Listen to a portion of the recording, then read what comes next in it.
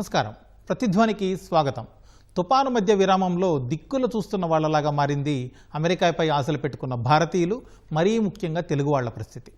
H1B వీసాలపై పేల్చిన bomb Trump రెండోసారి అధికారం చేపట్టిన దగ్గర నుంచి తీసుకుంటున్న నిర్ణయాలే వాళ్లకు కంటి మీద కునుకు లేకుండా చేస్తున్నాయి. H1Bలపై $1,00,000 పిడుగు వేసిన ట్రంప్ తర్వాత అది ప్రతి సంవత్సరము కాదు, ఒక్కసారి కడితే చాలు అన్నప్పటికీ ఇక్కడ చాలామందిలో కలవరం మాత్రం ఆగడం లేదు. ఏటా అమెరికా 85,000 వరకు H1B వీసాలను ఇస్తూ ఉంటే అందులో 70 నుంచి 80% భారతీయులకే రావడం, వారిలో తెలుగు వాళ్లే సగం మంది ఉంటుండడమే ఈ ఉలికిపాట్లకు కారణం.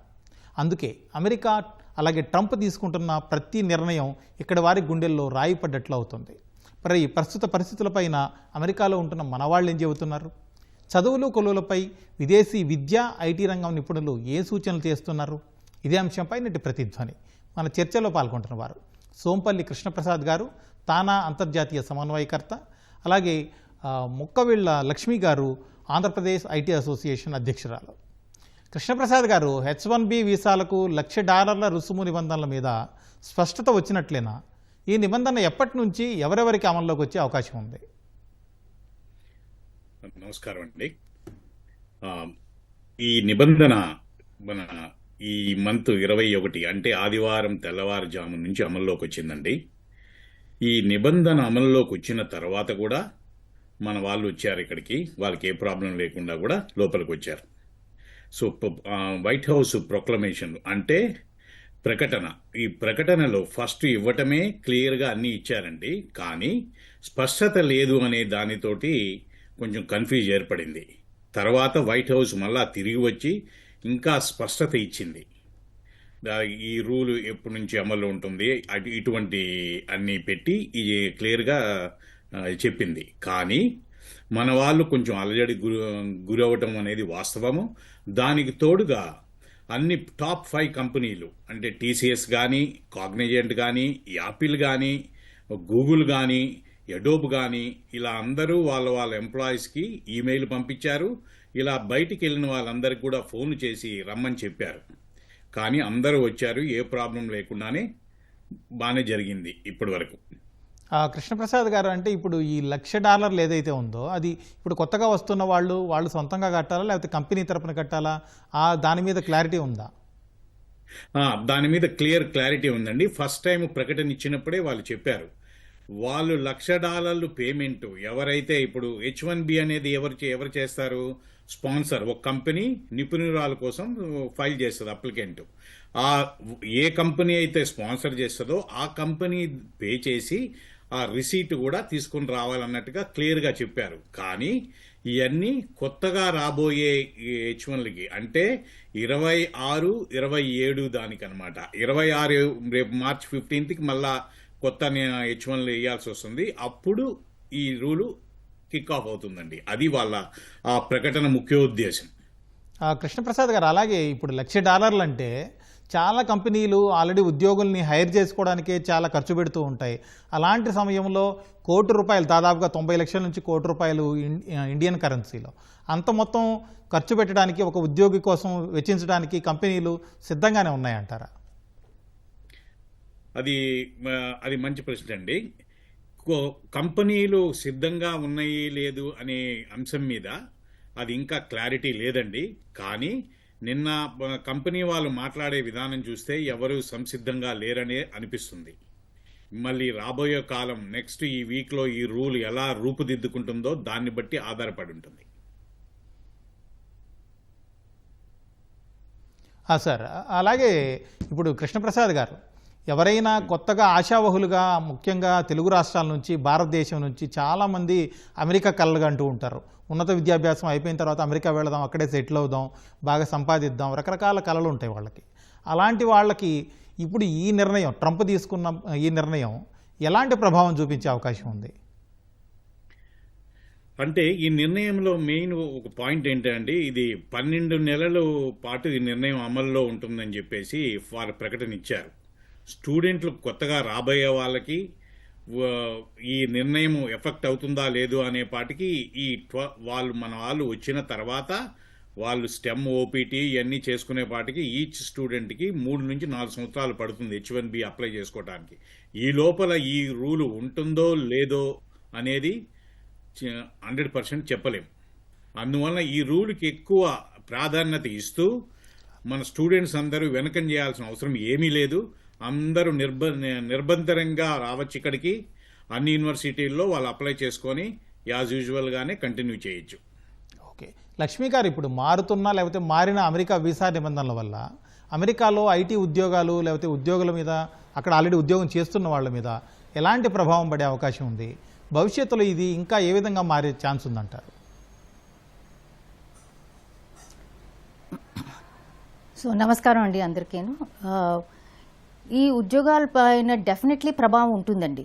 ఎందుకంటే కంపెనీలు ఇంతవరకు వాళ్ళు మన ఇండియన్స్ని చాలా తక్కువ పే చేస్తూ వాళ్ళని అక్కడికి తెచ్చుకుని వాళ్ళ చేత ఉద్యోగాలు చేస్తున్నారు అక్కడ. ఇప్పుడు ఫర్ ఎగ్జాంపుల్ అంటే మనం వాళ్ళు తీసుకెళ్ళి ఇప్పుడు మొదట అసలు H1B ఎందుకు పెట్టారంటే అది చాలా బాగా నైపుణ్యం ఉన్న వాళ్ళని తీసుకురావాలని. బట్ అది అలా వాళ్ళు ఎలాగ కొంచెం వాళ్ళు అది అబ్యూజ్ అయ్యి ఎలాగైందంటే కొంచెం తక్కువగా వస్తున్నారని వాళ్ళు అమెరికన్ గ్రాడ్యుయేట్స్ని హైర్ చేస్తే వాళ్ళకి ఇంకా ఎక్కువ పే చేయాలి. ఫర్ ఎగ్జాంపుల్ ఇప్పుడు ఏమైనా ఇంజనీరింగ్ సాఫ్ట్వేర్ జాబ్ ఉందనుకోండి, వాళ్ళ గ్రాడ్యుయేట్స్కి ఎనీవే మేబీ బిట్వీన్ $80,000 to $150,000 అయినా పే చేయాల్సి వస్తుంది. బట్ ఇండియన్స్కి వాళ్ళు 50, 60, 70,000 తీసుకొస్తున్నారు. సో వాళ్ళకి ఇది ఆబ్వియస్లీ ఇది చాలా లాభకరం అయింది మోస్ట్ ఆఫ్ ద కంపెనీస్ అక్కడికి. అండ్ అలాగే ఈ పెద్ద కంపెనీస్ కాదు, ఈవెన్ మీడియం సైజ్ కంపెనీస్ అందరూ అలాగా ఇక్కడి నుంచి ఉద్యోగాలకి తీసుకెళ్తున్నారు.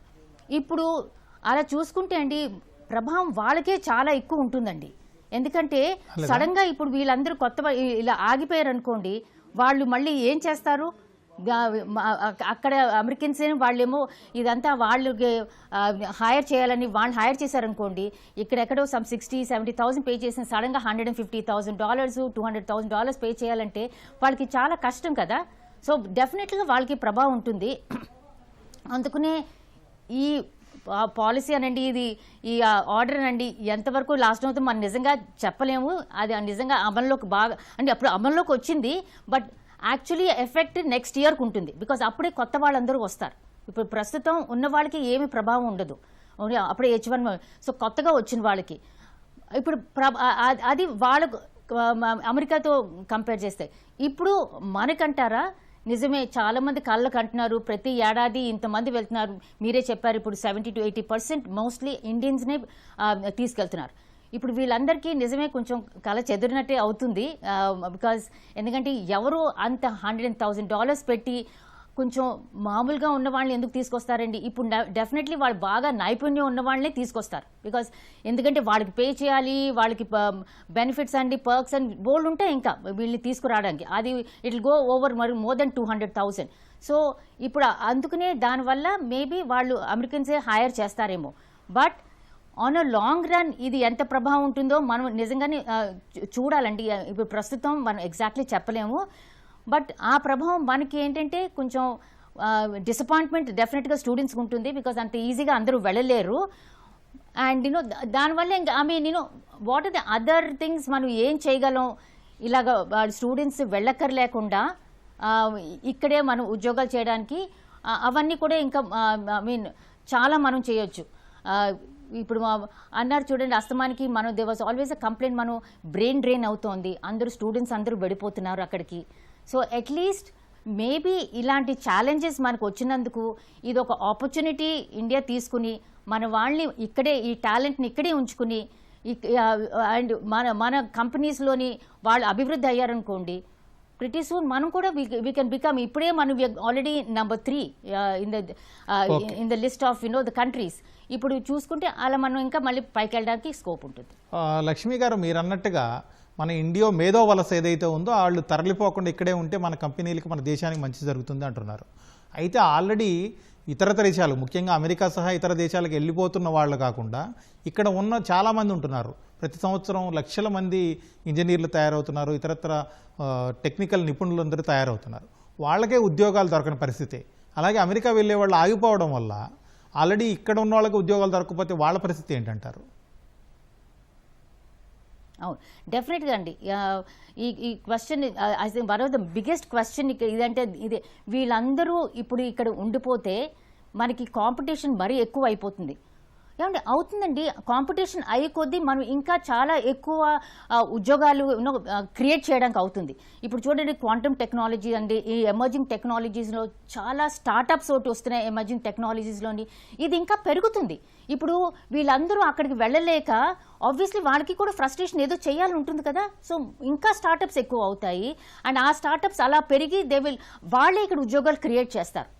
ఓకే, సో అదే ఈ ఛాలెంజ్ మనం ఇదేదో కిందకి వెళ్ళడానికి కాదు, ఇంకా పైకి రావడానికే వచ్చింది అనుకుని మనం పాజిటివ్గా ఆలోచిస్తే ఐ థింక్ ఉద్యోగాలు డెఫినెట్లీ విల్ బీ దేర్ ఇక్కడ ఉండిపోయిన వాళ్ళందరికీ.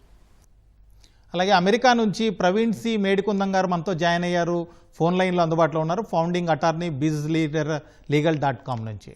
అలాగే ప్రవీణ్ గారు, ఇప్పుడు అమెరికాలో ఉంటున్న ఈ టెక్ కంపెనీలు ఏవైతే ఉన్నాయో ఆ కంపెనీలు H1Bకి సంబంధించి ఏం చెబుతున్నాయి? ట్రంప్ ప్రభుత్వం తీసుకున్న ఈ నిర్ణయాన్ని కోర్టుల్లో సవాల్ చేస్తే అక్కడ నిలబడే అవకాశం ఉందా? నమస్కారం అండి, నేను founding attorney Praveen C Medikundam bizlegalservices.com. Yes, కొంతవరకు అవకాశం ఉంది. ఎందుకంటే మనకి తెలిసిన విధంగా మనందరము చూస్తున్నాము, ప్రెసిడెంట్ ఆఫ్ యునైటెడ్ స్టేట్స్కి చాలా బ్రాడ్ పవర్స్ ఉంటాయి. సో ఆ పవర్స్లో ఎవరైనా రీఎంటర్ అవ్వటానికి, అంటే యుఎస్కి రావటానికి ఏదైనా నిబంధనలను వర్తించవచ్చు, వాళ్ళు పెట్టచ్చు, అడ్మినిస్ట్రేషన్ పెట్టచ్చు. అలాగే మనం ప్రీవియస్గా చూస్తుంటే కొన్ని కంట్రీస్ నుంచి వచ్చే వాళ్ళకి బ్యాన్ చేసి ఉన్నారు. కోవిడ్ టైంలో కొంతమందిని బ్యాన్ చేసి ఉన్నారు. అయితే ఇప్పుడు ఎవరైతే ఇట్లా వస్తున్నారో కొంతమందికి దీన్ని పే ఫర్ ప్లే అని అంటాం టెక్నికల్గా, లీగల్గా. పే ఫర్ ప్లే అంటే ఏదైనా మనం డబ్బు కట్టిన తర్వాత మనం దాన్ని పార్టిసిపేట్ చేసే ప్రోగ్రామ్ లాంటి దానిలాగా ఉంది ఇది. సో ఇలాంటివి ఛాలెంజ్ చేయొచ్చును, ఎందుకంటే కొంతమందికి వర్తిస్తుంది, కొంతమందికి వర్తించదు. డబ్బు కట్టిన వాళ్ళకి వర్తిస్తుంది, డబ్బు కట్టని వాళ్ళకి వర్తించదు. సో కాబట్టి ఆ బేసిస్లో వీలుంది, ఛాలెంజ్ చేసే వీలుంది. అందులోనూ ఈ పవర్స్ ప్రకారం ఏంటి అంటే వీసా తీసుకున్న వాళ్ళకి ఇట్లాంటిది వర్తించవచ్చు. అయితే కంట్రీలో ఉన్న వాళ్ళకి ప్రాబబ్లీ అది వర్తించకపోవచ్చు. అందుకనే ఇక్కడ చేంజ్ ఆఫ్ స్టేటస్ కానీ స్టూడెంట్స్ కానీ వీళ్ళు ఇక్కడే ఉండి కనుక ఫైల్ చేసుకుంటే H1కి ప్రాబబ్లీ ఇది వర్తించకపోవచ్చు. ఎందుకంటే అట్లా ఫీజు వర్తించాలంటే కాంగ్రెస్ ద్వారానే ఇది వీలవుతుంది. సో కాబట్టి ఇది ఒక హ్యుమానిటేరియన్ క్రైసిస్ని కూడా క్రియేట్ చేస్తుంది. ఎందుకంటే ఇక్కడే ఉండిపోయి 6 సంవత్సరాలు బయటికి వెళ్లకుండా ఉంటే ఈ 100,000 ఫీజు వర్తించకుండా ఉండే అవకాశం ఉంది. మరి అట్లా ట్రావెల్ చేయలేకుండా ఉండిపోవటము, రెఫ్యూజీస్ లాగా ఉండిపోవటం జరిగే అవకాశం ఉంది. అందుకనే మన ఇండియన్ గవర్నమెంట్ కూడా ఇది ఒక హ్యుమానిటేరియన్ క్రైసిస్ కింద ఫామ్ అయ్యే అవకాశం ఉంది. కాబట్టి దీన్ని మళ్ళీ పునరాలోచించుకోవాలి అని చెప్పి కూడా వాళ్ళు చెప్తూ ఉన్నారు. ప్రవీణ్ గారు, అలాగే ఇప్పుడు ఎంతోమంది మీలాగా మన చర్చలో అందుబాటులో ఉన్న కృష్ణప్రసాద్ గారు లాగా ఎంతోమంది లక్షలాది మంది ఇండియా నుంచి అక్కడికి వెళ్ళి సెటిల్ అయ్యారు. వివిధ వృత్తుల్లో మీ నైపుణ్యంతో అమెరికా అభివృద్ధికి తోడ్పడుతున్నారు. అలాగే ఇట్లాంటి మేధావుల్ని, ఎక్కడైతే నిపుణులు ఉన్నారో అలాంటి వాళ్ళని అమెరికాకి తీసుకొచ్చి ఆయా రంగాల్లో దేశం అభివృద్ధి చెందింది. ఇప్పుడు ఒక్కసారిగా ఈ విధంగా $1,00,000 ఏదైతే వీసా నిబంధన పెట్టడం వల్ల అమెరికా అభివృద్ధికి ఇది ఒక నిరోధకంగా, అడ్డంకిగా మారదంటారా? డెఫినెట్గా మారుతుంది. ఎందుకంటే ఇక్కడ టెక్నాలజీ కానీ, ఇన్నోవేషన్ కానీ, మన భారతీయులు కానీ, మన ఆంధ్ర వాళ్ళు కానీ, తెలుగు వాళ్ళు ఎక్కువగా కాంట్రిబ్యూట్ చేశారు. మనం అందరం చూస్తూనే ఉన్నాము, తెలుసుకున్నాము. సో డెఫినెట్గా ఇది ఇక్కడ అభివృద్ధికి, ఇన్నోవేషన్కి డైరెక్ట్గా ఇంపాక్ట్ అవుతుంది. ఇది ఒక అవకాశాన్ని కూడా ఇండియాకి క్రియేట్ చేయొచ్చు కూడా. Okay sir. కృష్ణప్రసాద్ గారు, ఇప్పుడు విద్యార్థుల యాంగిల్లో ఆలోచిస్తే 2 రకాల క్వశ్చన్స్ రైజ్ అవుతున్నాయి. ఒకటి, ఇప్పటికే అమెరికాలో ఉన్నవాళ్ళు, అలాగే ఆల్రెడీ ఇంకా వెళ్ళడానికి రెడీ అవుతున్న వాళ్ళు. ఇలాంటి వాళ్ళ మీద ఈ కొత్త రూల్స్ ఇంపాక్ట్ ఏ విధంగా ఉండొచ్చు? కొత్త రూల్స్ ఇది ఎక్స్క్లూజివ్లీ H1B కోసం పెట్టిందండి. స్టూడెంట్స్ ఎవరికి కూడా ఇది ఎఫెక్ట్ కాదు. కానీ ఇంపార్టెంట్ పాయింట్ ఏంటంటే ఈ H1Bకి వాళ్ళు ఎలిజిబుల్ కావటానికి వాళ్ళు స్టూడెంట్స్ ఇక్కడ వచ్చి వాళ్ళు ఈ స్టెమ్ ఓపీటీ ఇవన్నీ అయిన తర్వాత H1B అప్లై చేసుకోవాలి. సో కొత్తగా వచ్చే స్టూడెంట్స్కి మినిమం కోర్సు టైం 2 సంవత్సరాలు ఉంటే ప్లస్ స్టెమ్ ఓపీటీ ఈ గత 2 to 4 years తర్వాత H1B గురించి ఆలోచించాలి. కానీ ఈ రూల్లో ముఖ్యాంశం ఏంటంటే టైం బౌండ్ రూల్. ఇది కరెక్ట్గా సెప్టెంబర్ 21 నుంచి అమల్లోకి వచ్చింది. నెక్స్ట్ ఇయర్ సెప్టెంబర్ 20 వరకు ఇది అమల్లో ఉంటుందని వైట్ హౌస్ ప్రకటన ద్వారా చెప్పారు. ఓకే సార్, ఒకవేళ నెక్స్ట్ ప్రభుత్వాలు మారితే ఈ నిర్ణయాన్ని మార్చే అవకాశం ఉందా, లేకపోతే ట్రంప్ జమానాలోనే ఇది మారే ఛాన్స్ ఉందంటారా 1 year తర్వాత? ఇప్పటి వరకు ఈ అంశంలో ఇప్పటి వరకు మీరు మన ప్రెసిడెంట్ గారు తీసుకున్న నిర్ణయాలు చూస్తే 4 నెలల క్రితం స్టూడెంట్స్ మీద ఇలాంటి నిర్ణయాలు జరిగినాయి. కానీ దాని తర్వాత ఆయన్ని సడలించారు, సులువు చేశారు. అలానే ఇది కూడా పోతుందని ఆశాభావం వ్యక్తపరుస్తున్నాం. ముఖ్యంగా కృష్ణప్రసాద్ గారు, ఇప్పుడు ట్రంప్ 2వసారి ప్రెసిడెంట్ అయినప్పటి నుంచి ముఖ్యంగా ఇండియాని టార్గెట్ చేసి చాలా డెసిషన్ తీసుకుంటున్నారు. ట్యాక్స్ల విషయంలో, స్టూడెంట్స్ ఎడ్యుకేషన్ విషయంలో, లేకపోతే ఎంప్లాయ్మెంట్ విషయంలో, ఇలాగ ఎవరైతే వృత్తి నిపుణులు అక్కడికి వెళ్తూ ఉంటారో ఇలాంటి విషయంలో ముఖ్యంగా ఇండియా చూడడానికి జనరల్గా ఉన్నప్పటికీ ఇండియాని టార్గెట్ చేసుకుని డెసిషన్స్ తీసుకుంటున్నారు అనే ఒక వాదన కూడా ఉంది. మీరేమంటారు? ఆ వాదనకి బేస్ కూడా చెప్పాలండి. ఏంటంటే అమెరికా బిల్ట్ ఆన్ ఇమిగ్రేషన్ అండి. ఇమిగ్రేషన్ అనేది ప్రధాన అంశం. అమెరికన్ కల్చర్లో ఇమిగ్రేషన్కి ప్రథమ స్థానం ఉంది. ఆ ప్రక్రియలో వాళ్ళు ఎవరెవరి మీద కొరడా జులిపించాలని అనుకుంటున్నారో అలా దశల వారీగా జులిపించుకుంటా వస్తున్నారు. చాలా కంట్రీస్ని వాళ్ళు రీఎంటర్కి కూడా వాళ్ళు అనుమతించలేదు. ఇక్కడ ఉండే వాళ్ళని చాలా మందిని కూడా పట్టుకొని మరీ పంపిస్తున్నారు. అదే ప్రక్రియలో ఇలా ఎక్కడెక్కడైతే ఇప్పుడు మన ఇండియన్స్ అనేది ఎందుకని మనం అలా అనాల్సి వస్తుందంటే, మనం ఎక్కువ మంది వచ్చాం స్టూడెంట్లలో, ఇంటర్నేషనల్ స్టూడెంట్స్లో ఇక్కడికి రావటంలో 80% మనమే ఆక్యుపై చేసాం ఆ కోటాలో. సో అందుకు మన మీద వాళ్ళు కొంచెం రూల్స్ ఎక్కువ పెట్టడానికి ఆస్కారం ఏర్పడింది స్టూడెంట్ విషయంలో.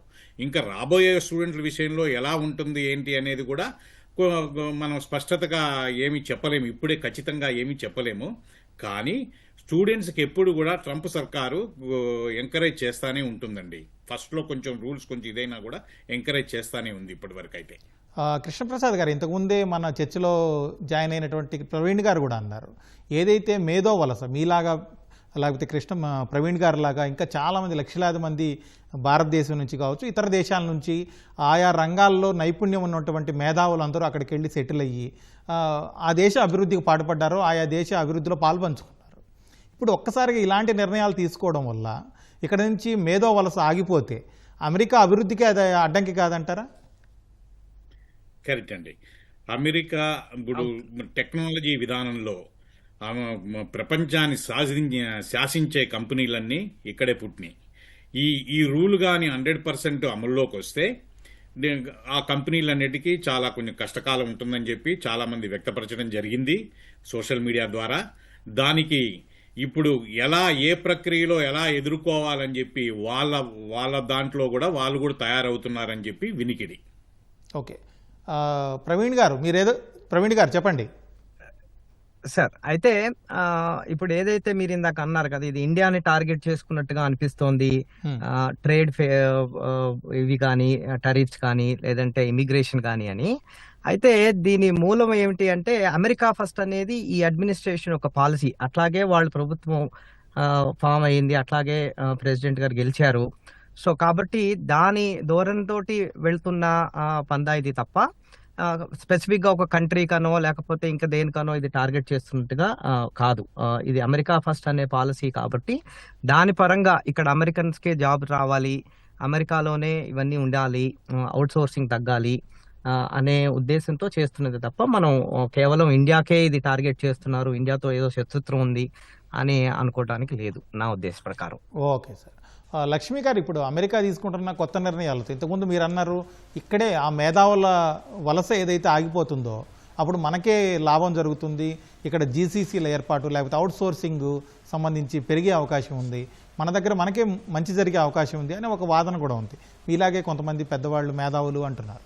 ఇది ఎంతవరకు నిజమయ్యే అవకాశం ఉంది? ఇది ముమ్మాటికి నిజమేనండి. ఈ మధ్యన చూసాం మనం ఇంతవరకు అబౌట్ 1700 to 2000 జీసీస్ ఉన్నాయి. అండ్ 2030కి they are expecting around 2500 GCCs, even maybe more also. So అందుకనే అది సో ఈ రూల్ పెట్టిన దగ్గర నుంచి యాక్చువల్లీ ఆ జీసీసీస్ రావడానికి స్కోప్ ఇంకా పెరిగింది. బికాజ్ ఎందుకంటే వాళ్ళకి ఇప్పుడు వాళ్ళు ఇక్కడి నుంచి ఉద్యోగస్తుల్ని తీసుకెళ్ళలేకపోతే మరి యాక్చువల్లీ అప్పుడు ఏం చేస్తారు, వాళ్ళు ఇక్కడ జీసీసీస్ పెట్టి ఇక్కడే ఉద్యోగం చేయిస్తారు. సో అందుకనే ఈ ఈ రూలు నిజంగా బాగా అమల్లోకి వచ్చి అండ్ ఇలాగే వెళ్తే తప్పకుండా మనకి జీసీసీస్ పెరిగే అవకాశం డెఫినెట్గా ఉందండి. అండ్ రైట్ నౌ మన India is all ready to receive this GCCs. And మన పాలసీస్, గవర్నమెంట్ పాలసీస్ ఆల్సో చాలా అనుకూలంగా చేస్తున్నారు జీసీసీ ఇక్కడ పెట్టడానికి. So I think definitely GCCs పెరిగే అవకాశం ఉంది అండ్ అవుట్సోర్సింగ్ పెరిగే అవకాశం డెఫినెట్గా ఉంది. లక్ష్మి గారు, మీరు అన్నట్టుగా ఒకవేళ జీసీసీస్ అవుట్సోర్సింగ్ పెరిగితే అది ఆ పర్సెంటేజ్ ఏ స్థాయిలో ఉండొచ్చు అంటారు? ఇప్పుడు ప్రస్తుతం చెప్పాను కదండి, అబౌట్ 1700 to 1900 ఉన్నది. వాళ్ళు 2500 వరకు అనుకుంటున్నారు 2030. బట్ ఇది నిజంగానే అమల్లోకి వచ్చి ఉద్యోగస్తులను ఆపేస్తే, ఇండియాలోని స్టూడెంట్స్ అక్కడ రావడానికి ఆపేస్తే, దెన్ డెఫినెట్గా I think it will maybe increase much more. కరెక్ట్గా స్టాటిస్టిక్స్ చెప్పాలంటే మనం వీ కాంట్ సే కదండి, బికాజ్ ఈ నిజంగానే ఇది ఇంకా మళ్ళీ సడలిస్తారా లేకపోతే ఇదే అవుతుందా మనం చూడాలి. టైం ఓన్లీ మనకు చెప్తుంది. దాన్ని బట్టి ఇది నిజంగానే స్ట్రాంగ్గా వాళ్ళు తీసుకుని నెక్స్ట్ ఇయర్ ఎవరు స్టూడెంట్స్ని రాపోవడం లేకపోతే ఉద్యోగాల కింద స్టూడెంట్స్ అందరూ ఉద్యోగాల కింద కన్వర్ట్ అవ్వలేదు అనుకోండి, బికాజ్ H1B వీసాలు రాక, దెన్ అలాంటప్పుడు వీళ్ళందరూ తిరిగి వచ్చారనుకోండి, మరి అక్కడ కంపెనీలు కూడా దెబ్బే. అప్పుడు ఏంటి, what is the next step? వాళ్ళు డెఫినెట్గా ఇక్కడ జీసీసీస్ పెట్టి ఇక్కడ ఉన్న టాలెంట్ని వాడుకుంటారు. ఓకే మేడం, మన చర్చలోకి ఆలపాటి శ్రీకర్ గారు, గ్లోబల్ ట్రీ ఎండి అలాగే వ్యవస్థాపకులు జాయిన్ అయ్యారు. శ్రీకర్ గారు, ఇప్పుడు అమెరికా H1B వీసాల మీద ఏదైతే నిబంధనలు మారే కొత్త రూల్స్ తీసుకొచ్చిందో దీని మీద ప్రపంచవ్యాప్తంగా అన్ని దేశాల కంటే ముఖ్యంగా ఇండియాలో, అందులోనూ మన తెలుగు రాష్ట్రాల్లో విద్యార్థులు కావచ్చు లేకపోతే ఉద్యోగాల కోసం ఆశావహులుగా ఎవరున్నారో వాళ్ళ కుటుంబాలు, ఆ యువతలోని ఎక్కువగా కొంచెం ఒక రకమైన ఆందోళన నెలకొంది. ఎందుకంటారు? అందరికీ నమస్తే అండి. నా పేరు Srikar Alapati, founder and managing director of this company global tree అండి. సో ఐ థింక్ ఇండియానే కాదండి, ఐ థింక్ ఎంటైర్ వరల్డ్ ఇప్పుడు ట్రంప్ తీసుకున్న ఒక ప్రొక్లమేషన్ ఆర్డర్ వలన చాలా చాలా ఒక అన్స్టేబిలిటీ అండ్ కన్ఫ్యూజన్ అనేది ఒక ఎంటైర్ ప్రపంచం మొత్తం నడుస్తుందండి. సో అంటే ఈ కొత్త ఆర్డరు H1Bకి $1 lakh అడిషనల్ ఫీజుతో ఏదైతే ఆర్డర్ ఇచ్చారో, సో దానిలో చాలా చాలా సందేహాలు ఉన్నాయండి. ఎందుకంటే ఏది కూడా క్లారిటీ లేదు. సో ఒకటి వచ్చేప్పటికి మేజర్గా అవుట్ సైడ్ US ఎవరైతే ఉంటారో వాళ్ళకి ఇది అప్లికబుల్ అండి. అండ్ అందువలన చాలామంది, కొన్ని వందల వేల మంది జనాలంతా కూడా యుఎస్కి 21st నైట్ లోపల రావాల్సి వచ్చిందండి. అదొక చాలా చాలా ఒక చాలా ఇబ్బందైన సన్నివేశం. సో దీనిలో ఒక బెటర్ థింగ్ ఏంటంటే అండి, విద్యార్థులు ఎవరైతే యుఎస్లో చదువుకుంటున్నారో వాళ్ళు F1లో ఉండి F1 నుంచి H1Bకి కన్వర్ట్ చేసుకుంటారో, అంటే ఇప్పుడు వరకు ఉన్న ఒక ఇన్ఫర్మేషన్ ప్రకారం చెప్పాలి అంటే వాళ్ళకి ఇది వర్తించదండి.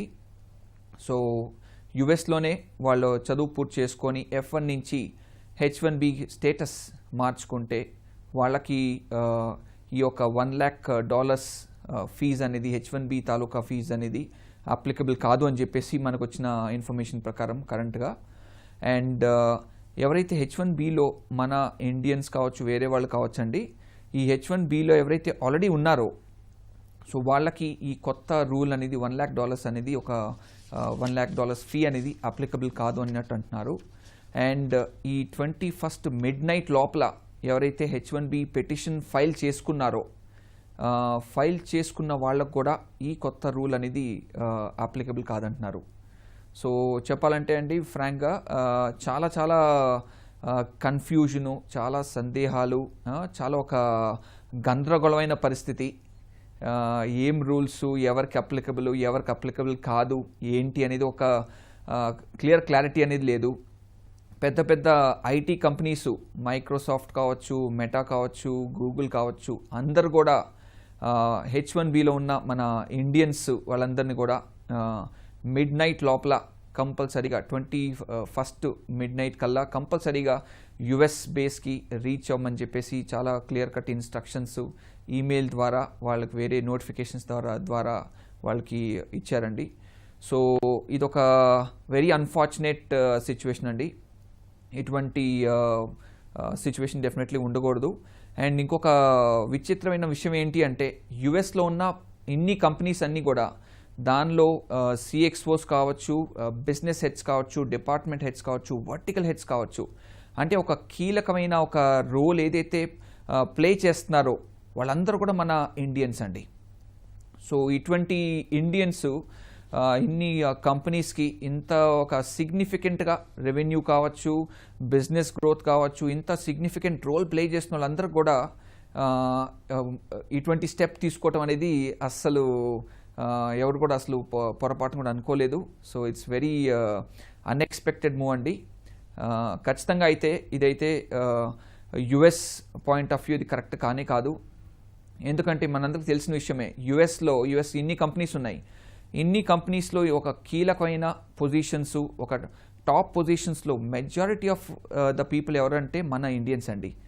ఎందువలన మన ఇండియన్స్ ఇన్ని ఐటీ కంపెనీస్లో ఇటువంటి ఒక కీ పొజిషన్స్లో ఉన్నారు అంటే ఐ థింక్ ప్రపంచం అంతా తెలిసిందే. మన ఇండియన్స్కున్న ఒక స్కిల్లు, టాలెంటు, ఒక మేనేజ్మెంట్ కేపబిలిటీసు, టెక్నికల్ కేపబిలిటీసు ఖచ్చితంగా యుఎస్ వాళ్ళ దగ్గర అయితే లేదు, వేరే నేషనాలిటీ వాళ్ళ దగ్గర కూడా లేదు. సో అందువలన మన ఇండియన్స్ యుఎస్ పెద్ద పెద్ద కంపెనీస్లో ఒక పెద్ద పొజిషన్స్ అనేది రీచ్ అవుతాం అనేది జరిగింది. ట్రంప్ ఇలా స్టెప్ తీసుకుంటే ఖచ్చితంగా ఐ థింక్ షార్ట్ టర్మ్ తెలియదు కానీ లాంగ్ టర్మ్లో యుఎస్ దీనికి మించిన ఒక లాస్ కావచ్చు, డ్యామేజ్ కావచ్చు, చాలా చాలా సివియర్గా ఫేస్ అవుతారండి. మన ప్రవీణ్ గారు, ఇప్పుడు అమెరికా లేదా ముఖ్యంగా ట్రంప్ జమానాలో ఏదైతే ఈ కొత్త నిర్ణయం తీసుకున్నారు H1B మీద, ఆల్రెడీ నిపుణులు లేకపోతే ఏ రంగాలకు కావాల్సిన నిపుణులు అందరూ ఆల్రెడీ వచ్చేసారు, తగినంత వనరులు ఇక్కడ ఉన్నాయి, ఇక కొత్తగా రావాల్సిన అవసరం లేదు విదేశాల నుంచి అనే పరిస్థితి వల్లే ట్రంప్ ఈ నిర్ణయం తీసుకున్నారంటారా? కొంతవరకు ఇక్కడ ఉండే అమెరికన్స్ కి అట్లాంటి ట్రైనింగ్ అవసరము.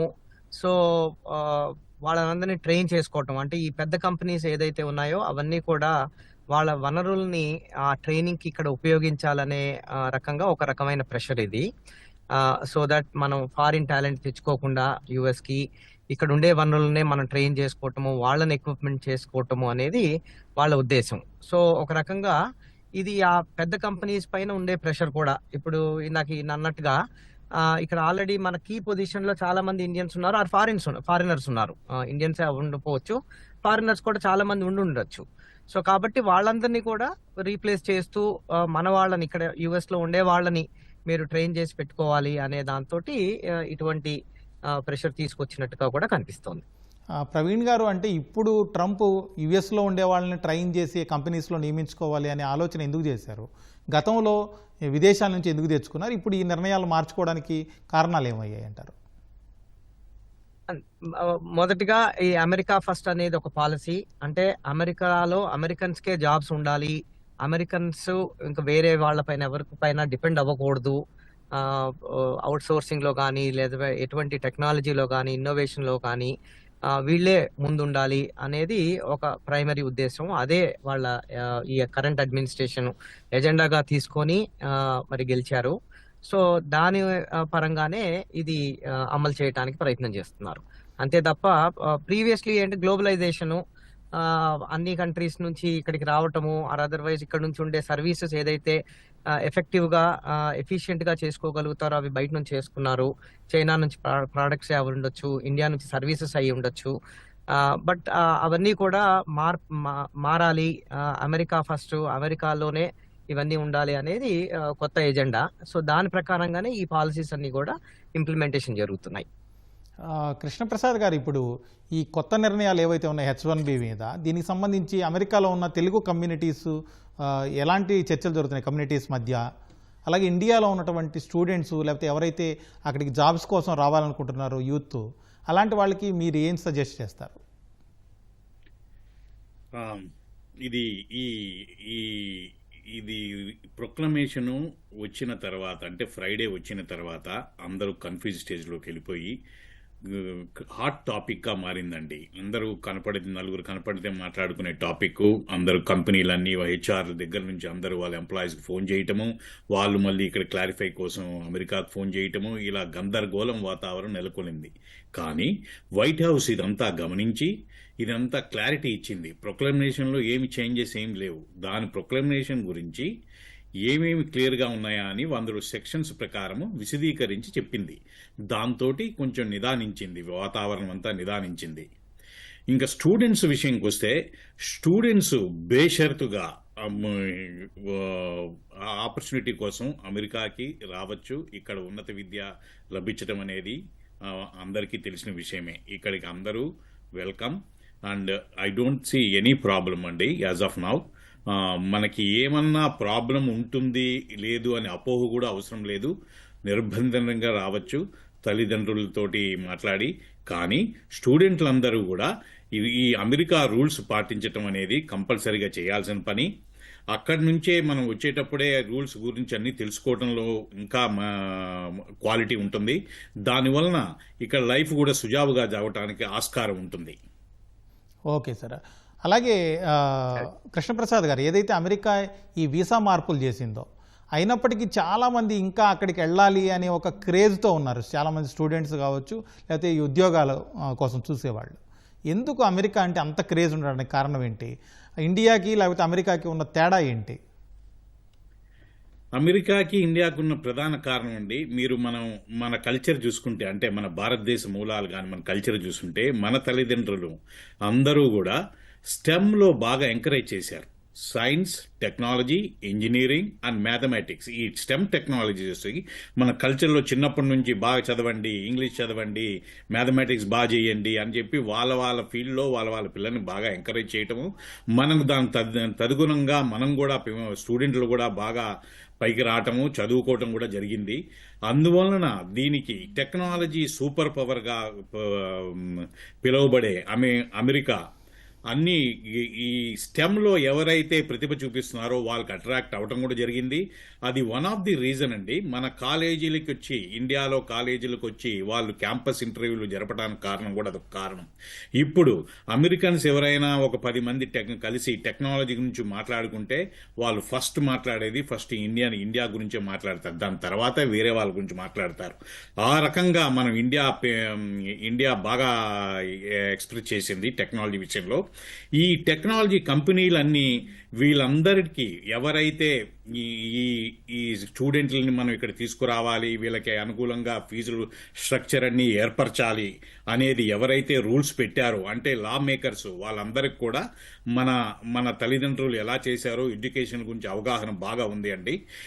మన వాళ్ళు అట్రాక్ట్ అవడానికి వన్ ఆఫ్ ది కారణం ఇక్కడ ఆపర్చునిటీస్ అండి. ఇక్కడ ఆపర్చునిటీస్ అమెరికాలో నిజాయితీగా ఉన్న రోజులు ఏ ప్రాబ్లం లేదు. రూల్స్ పాటించిన రోజులు నిర్బంధంగా వాళ్ళకు అనుకూలంగా హ్యాపీగా చేయొచ్చు. టెక్నాలజీలో కూడా కెరియర్ పరంగా పైకి బాగా వెళ్ళొచ్చు. Okay sir. లక్ష్మి గారు, ఇప్పుడు అమెరికా వీసా నిబంధనల మార్పులతోటి యూరప్, కెనడా, ఆస్ట్రేలియా ఇలాంటి దేశాల వైపు మన వాళ్ళు ఎక్కువగా చూసే అవకాశం ఉందా? అక్కడ ఎలాంటి అవకాశాలు ఉన్నాయి మన వాళ్ళకి?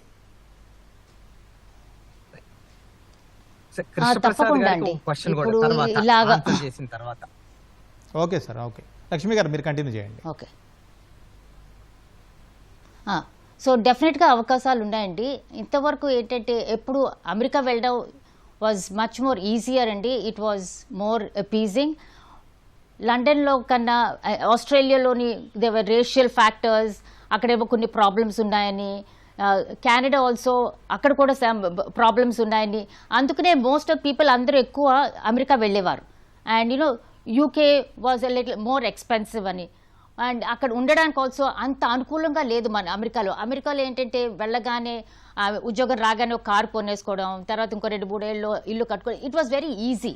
ఓకే, బట్ నౌ ఇప్పుడు ఇలాంటి ప్రాబ్లం వచ్చాక ఆబ్వియస్లీ మన వాళ్ళు ఇంకో వేరే దారులు చూసుకుంటారు. సో అందుకనే ఇలాంటప్పుడు డెఫినెట్గా whether it is Canada, UK or Australia, ఇవి కొంచెం వెళ్ళడానికి ఇంకా అనుకూలంగా అనిపిస్తుంది.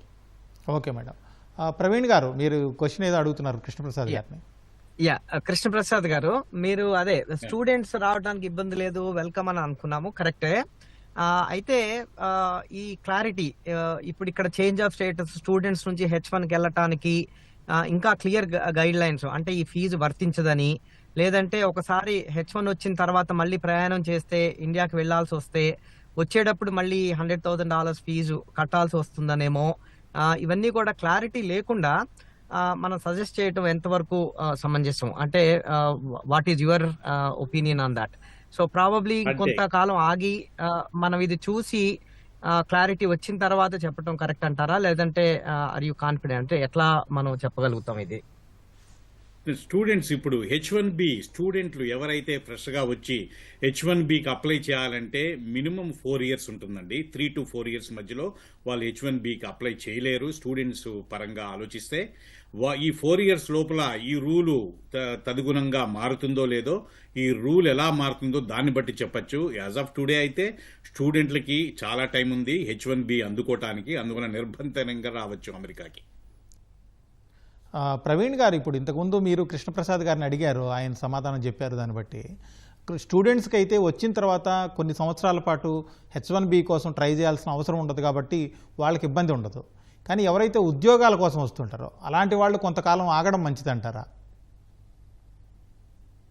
రైట్, అంటే ఈ క్లారిటీ వచ్చే వరకు ఈవెన్ స్టూడెంట్స్ కైనా నా పర్సనల్ ఒపీనియన్, వాళ్ళకి ఇంకా ఇప్పుడు ఇది హ్యూజ్ ఇన్వెస్ట్మెంట్ ఇక్కడికి రావటం కానీ, వాళ్ళ కెరియర్ పరంగా అంటే మనీ పరంగానే కాకుండా వాళ్ళ టైం కానీ ఎఫర్ట్ కానీ huge investment in the US for the next few years.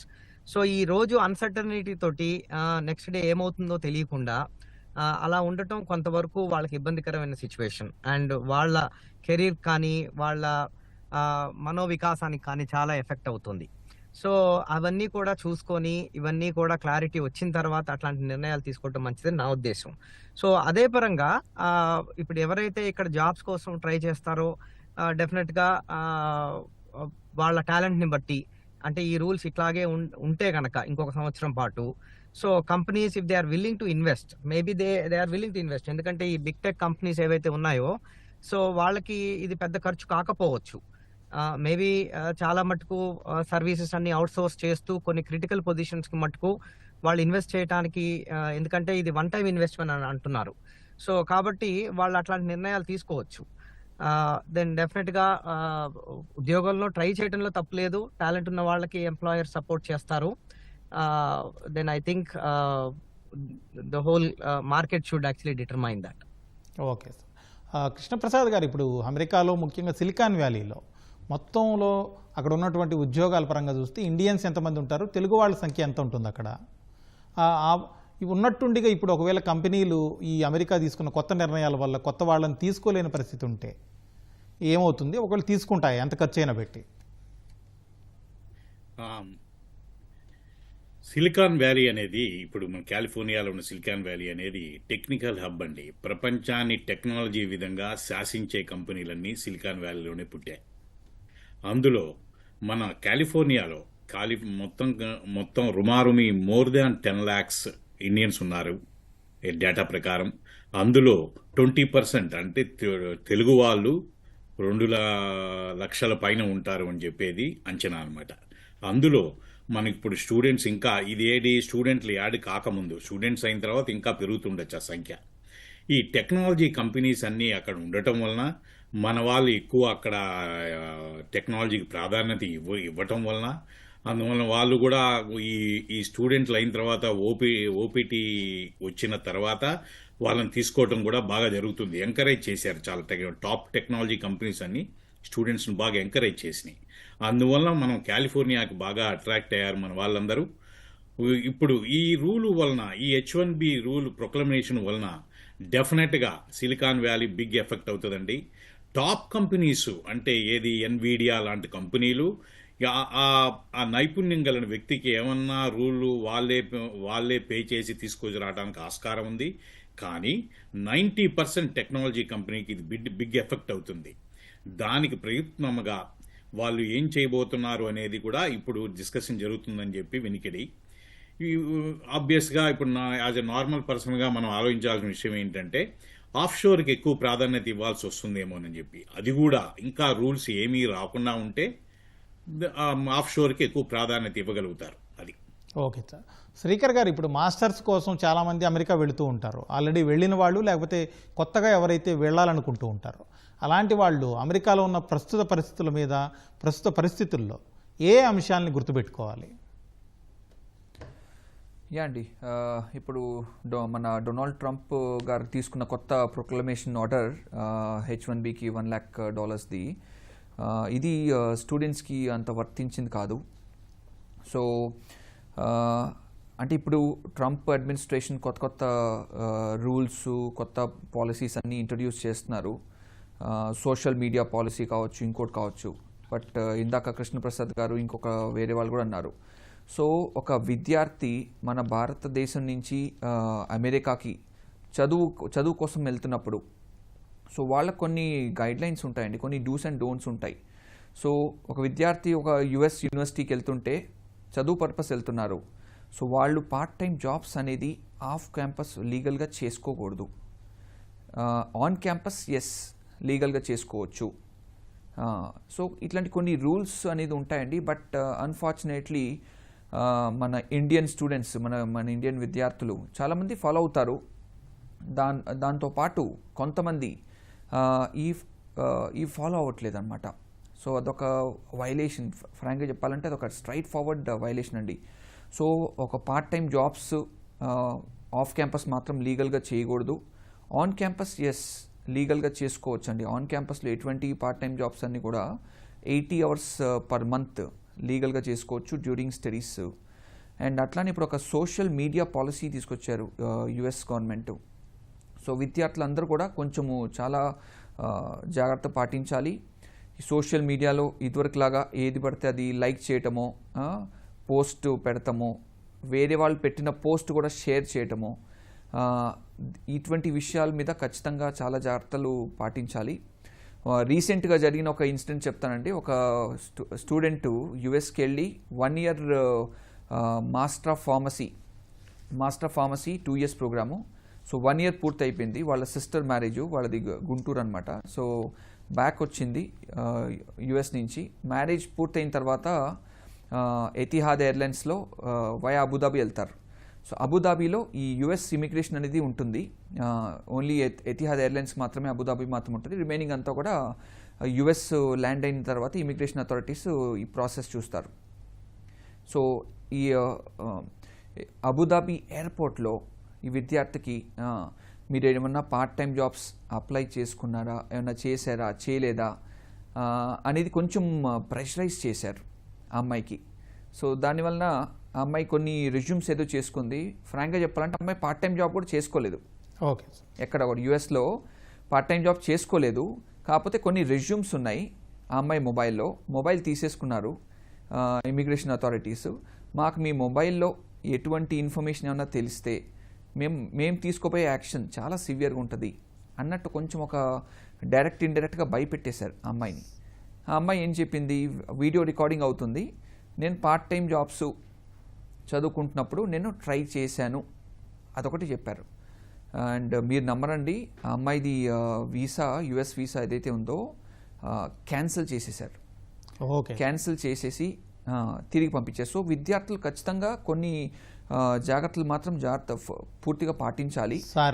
చదువు పూర్తయినాక ఓపీటీ ఇవన్నీ కూడా ఉంటాయి కాబట్టి సో చాలా బ్రైట్ ఆపర్చునిటీస్ అయితే ఉన్నాయి. లక్ష్మి గారు, ఇప్పుడు జోహో వ్యవస్థాపకుడు శ్రీధర్ వెంబు ఏమన్నారంటే, కంగారు పడకండి, ఎవరు ఆమె అమెరికా రూల్స్తో ఇబ్బంది పడకండి, తిరిగి వచ్చేయండి అన్నారు. అలాంటి టాలెంట్ అంతా తిరిగి వస్తే ఉపయోగించుకోవడానికి ఇండియా సిద్ధంగా ఉందా? తప్పకుండా అండి. ఇప్పుడు ద వే ఇండియా ఎంత అడ్వాన్స్ అవుతుందంటే స్టార్టప్ వరల్డ్ అనండి, లేకపోతే మోర్ అండ్ మోర్ జీసీసీ రానివ్వండి, అండ్ ఓవరాల్గా మనకి చాలా ఇన్నోవేటివ్గా తయారవుతుంది ఇండియా. మనకు బాగా సపోర్ట్ ఉంది right from the centre. Modiji గారితో మన స్టేట్ ఏపీలోని కూడాను చాలా సపోర్ట్ ఉంది. సో నాకు అనిపిస్తోంది డెఫినెట్గా ఆయన చెప్పిన మాట అది ఈ ఛాలెంజ్ వచ్చిన దగ్గర నుంచి అది మన ఆపర్చునిటీ అనుకుని డెఫినెట్లీ ఇక్కడ ట్రై చేస్తే మన కంట్రీ డెఫినెట్గా ఫ్లరిష్ అవుతుందండి. Okay madam, thank you Lakshmi గారు. అలాగే థ్యాంక్ యూ కృష్ణప్రసాద్ గారు అమెరికా నుంచి జాయిన్ అయ్యారు. అలాగే ప్రవీణ్ గారు అమెరికా నుంచి చేరారు. Thank you sir. అలాగే శ్రీకర్ గారు థ్యాంక్ యూ డిస్కషన్లో పార్టిసిపేట్ చేసినందుకు. ఇది వాళ్ళ ప్రతిధ్వని. నమస్కారం.